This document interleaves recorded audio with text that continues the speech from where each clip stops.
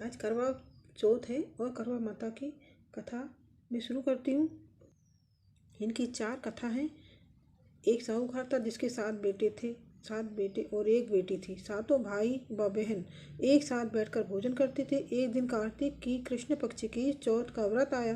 भाई बोला कि बहन आओ भोजन करें। बहन बोली कि आज करवा चौथ का व्रत है, चांद उगने पर ही खाऊंगी। तब भाइयों ने सोचा कि चांद उगने तक बहन भूखी रहेगी, तो एक भाई ने दिया जलाया, दूसरे भाई ने चल्ली लेकर उसे ढका और नकली चांद दिखाकर बहन से कहने लगा कि चल चांद उगाया है, अर्घ दे ले। बहन बोली भाभीियों से कहने लगी बहन अपनी भाभीियों से कहने लगी कि चलो अर्घ दे। तो भाभियाँ बोली तुम्हारा चांद उगा होगा, हमारा चांद तो रात को उगेगा। बहन ने अकेले ही अर्घ दे दिया और खाना खाने लगी। तो पहले ही गिलास में बाल आ गया, दूसरे गिलास में कंकड़ आया, तीसरी गिलास मुंह तक किया तो उसकी ससुराल से संदेश आया कि उसका पति बहुत बीमार है, जल्दी भेजो। माँ ने जब लड़की को विदा किया कि तो कहा कि रास्ते में जो भी मिले उसके पाँव लगना और जो कोई सुहाग का आशीष दे उसे पल्ले में गांठ लाकर उसे कुछ रुपए देना।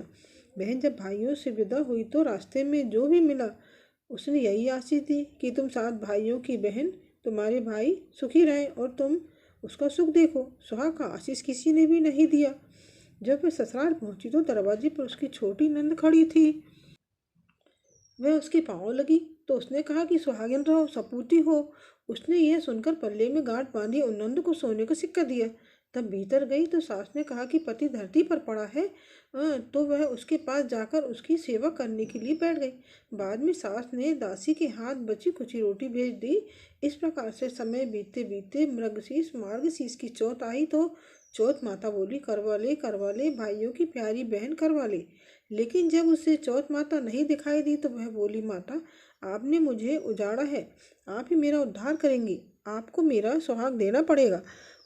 तब उस चौथ माता ने बताया कि पोष की चौथ आएगी, वह मेरे से बड़ी है, उसे ही सब कहना, वही तुम्हारा सुहाग वापस देगी। पौष की चौथ आकर चली गई, माघ की चली गई, फाल्गुन की भी चली गई, चैत्र बैसाख जेठ आषाढ़ श्रावण भादो सभी की चौथ आई और चली गई।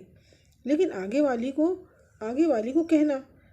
असोच की चौथ आई तो उसने बताया कि तुम पर कार्तिक की चौथ नाराज है, उसी ने तुम्हारा सुहाग लिया है, वही वापस कर सकती है, वही आएगी तो पाँव पकड़कर विनती करना। और यह बताकर भी वह चली गई। जब कार्तिक की चौथ आई तो वह गुस्से में बोली भाइयों की प्यारी करवा ले, दिन में चांद उगानी करवा ले, व्रत खंडन करने वाली करवा ले, भूखी करवा ले। तो यह सुनकर वह चौथ माता को देखकर उसके पाँव पकड़कर गिड़गिड़ाने लगी, हे चौथ माता, मेरा सुहाग तुम्हारे हाथों में है, आप ही मुझे सुहागिन करें। तो माता बोली पापिन हत्यारिन, मेरे पाँव पकड़कर क्यों बैठ गई है। तब वह बोली कि जो कुछ मुझसे भूल हुई है उसे क्षमा करें, अब मैं भूल नहीं करूँगी। और चौथ माता प्रसन्न होकर आंखों से काजल, नाखूनों से मेहंदी, टीके में से रोली देखकर उंगली से उसके आदमी पर छींटा दिया तो वह उठकर बैठ गया और बोला कि आज मैं बहुत सोया। वह बोली क्या सोए, मुझे तो 12 महीने हो गए हैं, अब जाकर करवा चौथ माता ने मेरा सुहाग लौटाया है। तब उसने कहा कि जल्दी से माता का पूजन करो। जब चौथ की कहानी सुनी, करवा का पूजन किया तो प्रसाद खाकर दोनों पति पत्नी चौपड़ खेलने बैठ गए। और नीचे से दासी आई, उसने दोनों को चौपड़ पासे से खेलते देखा तो उसने सासू जी को जाकर बताया। तब से सारे गांव में यह बात प्रसिद्ध हो गई कि सब स्त्रियां यह व्रत करें और सुहाग उससे अटल रहेगा। जिस तरह से साहूकार की बेटी का सुहाग दिया करवा माता ने, उसी तरह से चौथ माता सबको सुहागिन रखे। यह करवा चौथ की उपवास की महिमा सनातन सनातन। दूसरा अध्याय। एक प्राचीन काल की बात है। एक बार पांडु पुत्र अर्जुन तप करने के लिए नीलगिरी पर्वत पर चले गए थे। इधर पांडवों पर अनेक मुसीबतें पहले से ही थी। इसे द्रौपदी ने शोक विहल हो कृष्ण से आराधना की। कृष्ण उपस्थित हुए और पूछा, कहो क्या कष्ट है तुम्हें। प्रभु, द्रौपदी ने हाथ जोड़कर कहा, मुझे क्या कष्ट है, आप तो स्वयं जानते हैं, आप तो अंतर्यामी हो, मुझे कष्टों के बोझ से विहल कर दिया है। क्या कोई ऐसा उपाय है जिससे इन कष्टों से मुझे छुटकारा मिल सके। तुम्हारा प्रश्न अति उत्तम है द्रौपदी, कृष्ण मुस्कुरा कर बोले। प्रभु, आप मुझ पर दुखी नारी का कष्ट दूर करने का उपाय बताइए। द्रौपदी ने कहा। श्री कृष्ण जी बोले, यह प्रश्न एक बार पार्वती जी ने शिव जी से कर दिया था। तब श्री शिव जी ने पार्वती जी को करवा चौथ का व्रत विधि विधान बताया। तब द्रौपदी बोली, प्रभु करवा चौथ व्रत की जानकारी मुझे भी दीजिए और उसकी कथा कहिए। तब कृष्ण ने एक पल सोचने के बाद कहा, सुख दुख जो सांसारिक माना जाता है, प्राणी उसमें सदा ही लिप्त रहता है। मैं तुम्हें अति उत्तम करवा चौथ का व्रत सुनाता हूँ, इसे ध्यान से सुनो। प्राचीन काल में गुणी विद्वान धर्मपरायण एक ब्राह्मण रहता था। उसके 4 पुत्र और एक गुणवती सुशील पुत्री थी। पुत्री की विवाहित होकर चतुर्थी का व्रत किया, किंतु चंद्रोदय से पहले ही उसने सुधा में बाध्य कर दिया। उसके स्नेही भाइयों ने छल से पीपल की आड़ में कृत्रिम चंद्रमा बनाकर दिखा दिया। लड़की ने अर्घ्य भी दे दिया और भोजन कर लिया। भोजन करते ही उसके प्रति के हृदय घात बंद हो गई। इससे वह दुखी हो अपने अन्न जल त्याग दिया। उसी रात्रि को इंद्राणी भू विचरण करने आई। ब्राह्मणी पुत्री ने उससे अपने दुख का कारण पूछा।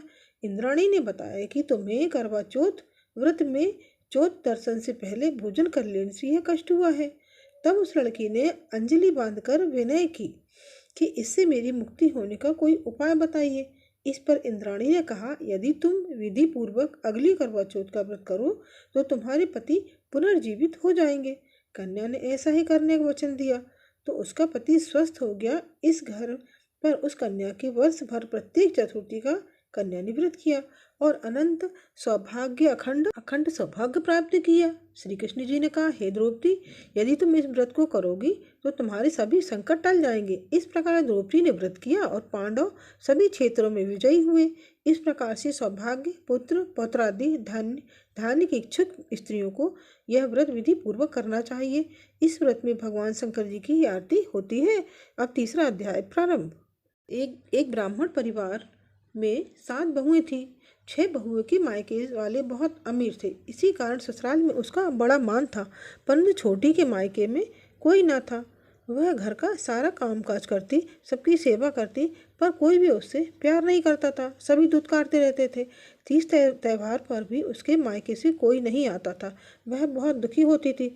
हर वर्ष की तरह इस वर्ष भी करवा चौथ का व्रत आया। सभी बहुओं के मायके से उनके छोटे भाई करवा लेकर आए, पर छोटी के मायके से यदि कोई होता तो आता करवा लेकर, लेकिन कोई था ही नहीं।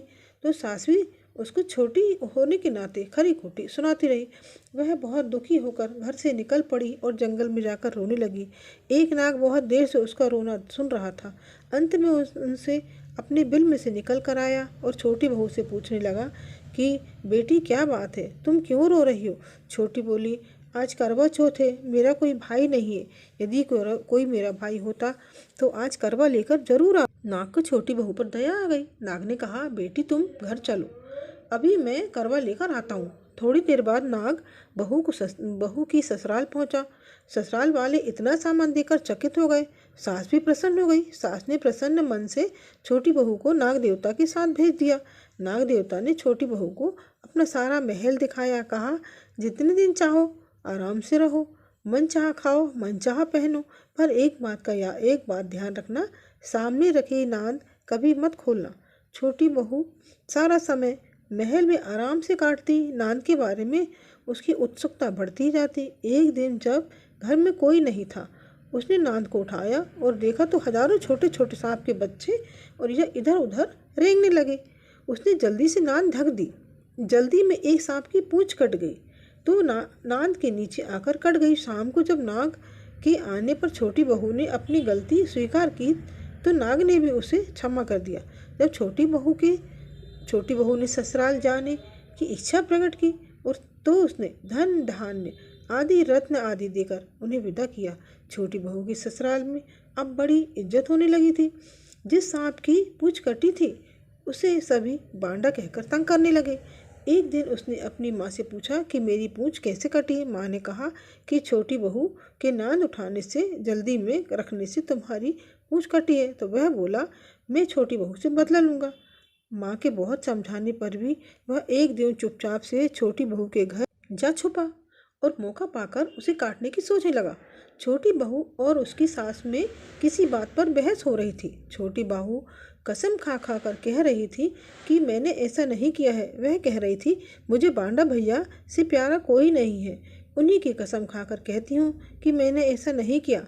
बांडा भैया ने जब सुना तो सोचने लगा कि मुझसे इतना प्यार करती है तो मैं इसे काटने आया हूँ। वह चुपचाप घर चला गया। माँ से पूछा, ले आए बहन? माँ ने पूछा, ले आए बहन से बदला? वह कहने लगा, माँ बहन से कैसा बदला? तभी से बांडा भैया छोटी बहन हुए, दोनों भाई बहन हुए। भाई प्रतिवर्ष चौथ के दिन करवा लेकर जाता और बहन बड़े प्यार से करवा चौथ का व्रत करती। अब चौथी कथा, चौथा व्रत अध्याय है, चौथी कथा शुरू। प्राचीन काल में एक करवा नाम की पतिव्रता स्त्री अपने पति के साथ नदी किनारे एक गांव में रहती थी। कार्तिक मास के कृष्ण पक्ष की चतुर्थी चौथ के दिन उसका पति नदी में स्नान करने के लिए गया। स्नान करते समय एक मगरमच्छ ने उसका पैर पकड़ लिया। वह करवा करवा नाम लेकर जोर जोर से अपनी पत्नी को पुकारने लगा।